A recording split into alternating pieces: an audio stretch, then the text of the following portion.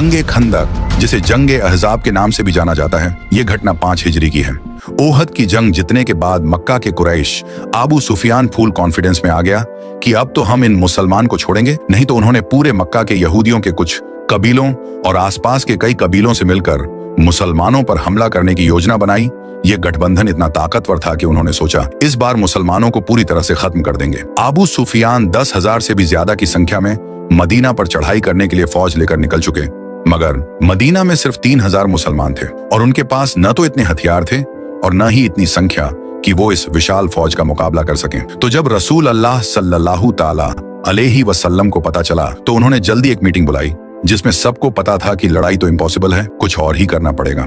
इस मीटिंग में एक फॉरेन नेशनल सलमान फारसी भी बैठे हुए थे। उन्होंने एडवाइस दी कि देखो, मदीना वैसे भी तीनों तरफ से पहाड़ों की वजह से सेफ है, हमें सिर्फ एक साइड को सील करना है और वो है मदीना की मेन साइड। और मदीना के अंदर जो यहूदी हैं वो तो हमारे दोस्त हैं, तो हमें उनसे कोई मसला नहीं। तो अगर हम सिर्फ इस एक साइड पर एक खंदक बना ले तो जिससे मदीना के पास दुश्मनों को रोका जा सकता है। इस विचार को सभी ने पसंद किया तो रसूल अल्लाह सल्लल्लाहु ताला अलैहि वसल्लम ने 120 फुट जगह खोदने का टास्क एक सहाबा को दिया। और ये काम इनको ऐसी हालात में करना था कि भूख की वजह से पेट पर पत्थर बांधे हुए खोदने लगे और अंदर खोदने के दौरान एक बहुत बड़ा पत्थर बहुत कोशिश के बाद भी टूट ही नहीं रहा था। तो रसूल अल्लाह सल्लल्लाहु ताला अलैहि वसल्लम खुद इस काम में हिस्सा लिया और सहाबा को हौसला दिया। कड़ाके की ठंड थी, सहाबा भूखे थे लेकिन ईमान की ताकत से भरपूर थे। एक एक करके सभी खंदक खोदने में जुट गए। खुदाई करते वक्त कई बार बड़े बड़े पत्थर आड़े आ जाते।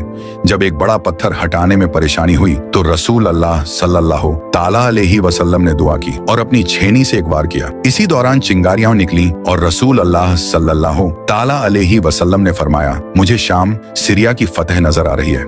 इससे सहाबा के हौसले और भी बुलंद हो गए और इन टोटल मुसलमान ने बहुत ही कम आवर्स में मदीना की नॉर्दर्न साइड पे 6 किलोमीटर की रेंज बना दी। जब दुश्मनों की फौज मदीना के करीब पहुंची तो उन्होंने देखा कि एक गहरी खाई उनके और मदीना के बीच है। वो सोचने लगे कि ये खंदक कैसे पार करें। उनके पास न तो इस तरह के हमले का कोई तरीका था और न ही इसकी उम्मीद की थी। ये खंदक उनके लिए एक रहस्यमयी दीवार बन चुकी थी। उन्होंने कई बार इसे पार करने की कोशिश की लेकिन मुसलमान पहरे दे रहे थे और तीरों से हर हमले को नाकाम बना रहे थे। दोनों फौजी सामने बस दूर से एक दूसरे को देखने लगी। मुसलमान बैठे हुए थे, कोई टेंशन ही नहीं। अगर कोई उनके फौज के सामने आता तो मुसलमान उसको तीरों से मार देते। काफी दिन यही सिस्टम चलता रहा और आखिर काफिरों के एक ग्रुप को गुस्सा आया और उन्होंने किसी तरीके से उस स्ट्रेंथ को क्रॉस करके अंदर घुस गए। लेकिन हजरत अली ने जाके उनकी लीडर को मार दिया और वो सारे वापस भाग गए। अब ऐसा लग रहा था कि मक्का वाले जंग हार रहे हैं, लेकिन यहाँ अबू सुफियान ने एक बहुत जबरदस्त गेम खेला और एक आर्डर भेजा। यहूदियों के पास मदीना के अंदर तो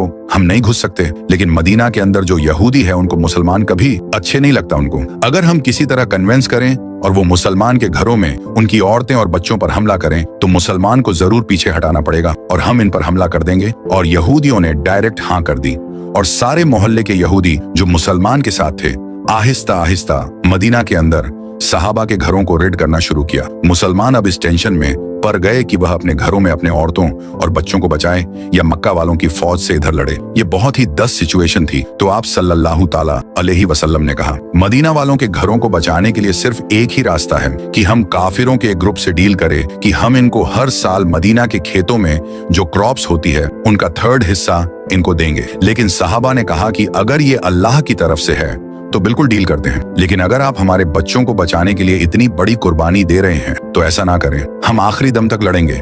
इतने टैंक सिचुएशन की मुसलमान बिल्कुल हौसला हार रहे थे। तभी कहानी में एक बहुत बड़ा ट्विस्टर आया और एक बंदे की एंट्री होती है जो काफिरों की फोर्स से सामने आया और उन्होंने कहा कि मैंने इस्लाम काबूल कर लिया, लेकिन इस बात का किसी को नहीं पता। बताएं मैं आपकी क्या मदद कर सकता हूँ। तो आप सल्लल्लाहु ताला अलैहि वसल्लम ने कहा, जो भी तुम कर सकते हो करो, हम बहुत मुश्किल में इस टाइम। उसने कहा ओके, कोई प्रॉब्लम नहीं। फिर वह सीधा गया यहूदियों के पास और उन्हें कहा कि मक्का वाले बहुत बड़े धोखेबाज लोग हैं, उनका साथ कभी नहीं देना। अगर उन्हें थोड़ा भी लगा कि वो हार रहे हैं तो वो तुम्हें यही छोड़कर वापस चले जाएंगे और फिर मुसलमान तुम्हें नहीं छोड़ेंगे।